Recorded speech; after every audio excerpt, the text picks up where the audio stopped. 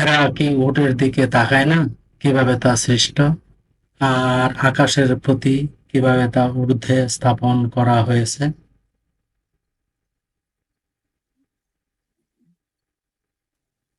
পাহাড়ের প্রতি কিভাবে তা স্থাপন করা হয়েছে?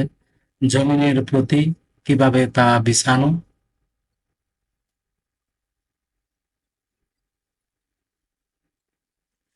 উপদেশ দিন, আপনি উপদেশকারী, তাদের উপর কর্মবিধায়ক নন।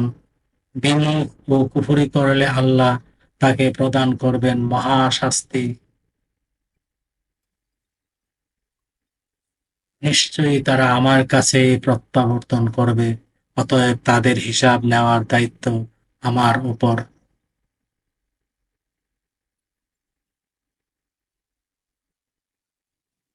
আয়াত 17 থেকে 26, সূরা গাশিয়া, আল কোরআন।